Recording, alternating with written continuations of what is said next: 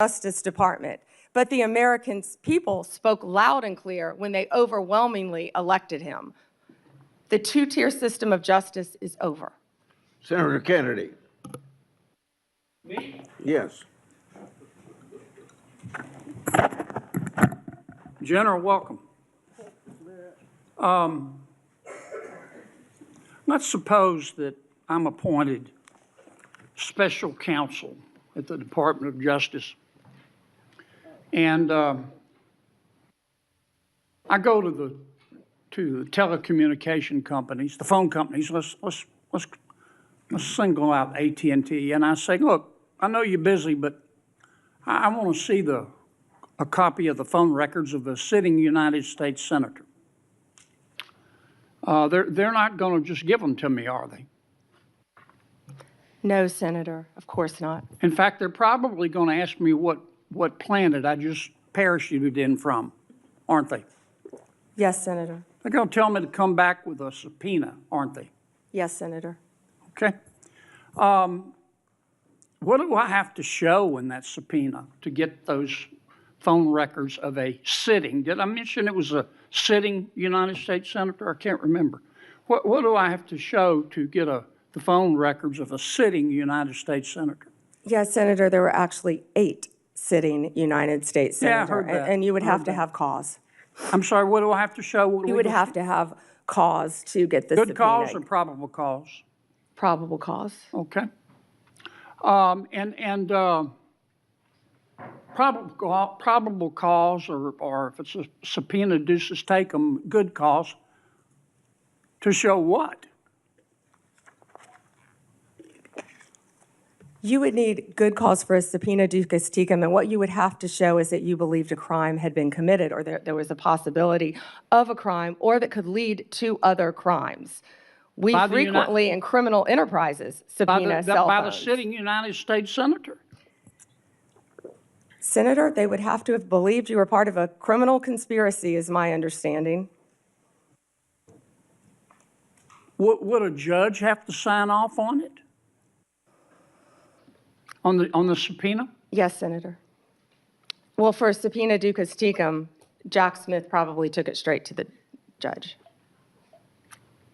Now, the phone companies, particularly their general counsel, if they're worried about civil liability, even with a subpoena to get the phone records of a sitting United States senator. Did I mention it was a sitting United States senator?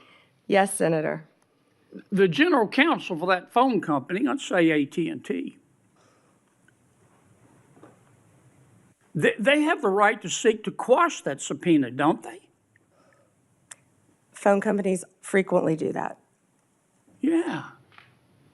And a smart general counsel for that phone company is going to call the sitting United States senator and say, would you like to weigh in on this? Would you like me to quash the subpoena? We're talking about invading someone's privacy here by a sitting United States senator. Could the general counsel for the phone company do that? Well, Senator, if they believe that a crime could have been committed, they could not tip off the person who committed the crime. Again, I can't comment on details of this particular case. I'm just asking you theoretically. I've never seen you commit a crime. Wait a second. How do investigators legally get the phone records of a sitting U.S. senator? During this Senate hearing, John Kennedy began walking through a hypothetical that quickly raised deeper questions about subpoenas, federal investigations, and accountability inside the Justice Department. What started as a technical legal question suddenly pointed to something much bigger. Welcome back to Capitol Deep Dive. They didn't want to tip off the sitting United States senator. But the phone company and the general counsel for the phone company, or companies, if there were more than one involved, could say, you know, this is serious as an aneurysm. This is serious as 4 heart attacks and a stroke. This is a sitting United States senator. So general counsel would likely advise the CEO, well, you need to file a motion to quash. The telephone companies could have contested those subpoenas, could they not? Hypothetically, yes, I can't talk about the I facts of this understand. particular We're case. talking hypothetical. Senator, subpoenas are issued all the time through phone companies working with the general counsel. But they can for file a motion to cause. quash. They could, yes, Yeah. in any case. And if they should have filed a motion to quash, and a reasonable person would have filed a motion to quash, because this is a sitting United States senator, and they didn't file a motion to quash, they would incur civil liability, wouldn't they? Senator, typically phone companies follow a subpoena from a United I States know they attorney. do, but they don't have to. They could challenge it, Senator. Yeah. And if they don't challenge it, they better have a damn good reason. Right? Right? Senator, I can't talk about the facts of this particular This is just a case. hypothetical. In general, hypothetically, Senator, maybe they didn't recognize any of the names of the 8 sitting United States senators. Hypothetically. That was a joke. Or maybe they should have gone to Amazon and buy some testicles online. Instead of just saying, sure, I'll just show you the phone records of a sitting United States senator on the basis of an administrative subpoena. Now, do you have copies of the subpoena applications for Yes, these Senator, 8? Senator, I can't discuss anything regarding You this can't case even with tell me you. if you have copies? I can't discuss any of this. All right, with when are I'm you sorry. going to, General, when are you going to be able to discuss it? I can't discuss whether there is or is not a pending investigation, I understand, Senator. but This was let's just assume brought to light if by there is a Director pending Patel. investigation, I don't want this to get swept under the rug, okay? Because I think you're going to get pushback from all quarters. I think the telecommunication companies are going to be all over you like a bad rash because they've got liability here for just turning over these records when they knew what was going on.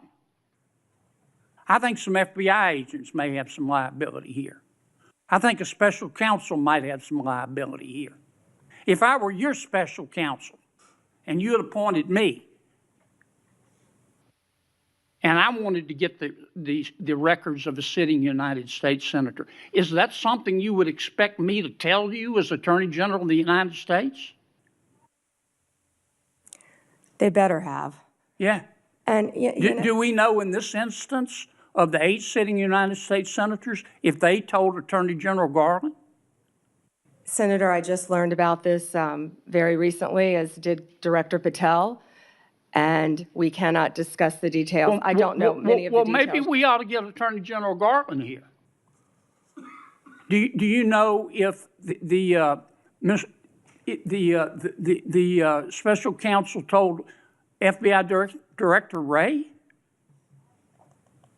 Is that something? Let me put it another way. John Kennedy walks through a detailed scenario involving subpoenas, phone records, and sitting members of Congress.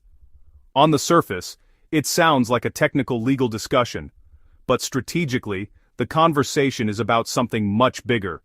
How power is monitored when investigations reach the highest levels of government.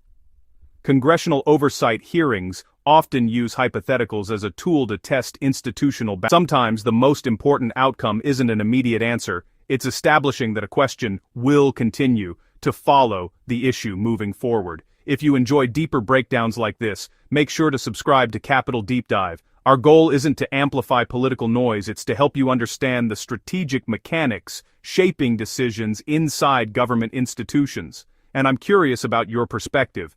When investigations involve powerful officials, what matters more, strong investigative authority or stronger institutional safeguards?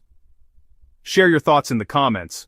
Because in politics, the most revealing moments are often the ones that quietly expose how institutions manage power, accountability, and trust. And those are the moments we decode. This is Capital Deep Dive.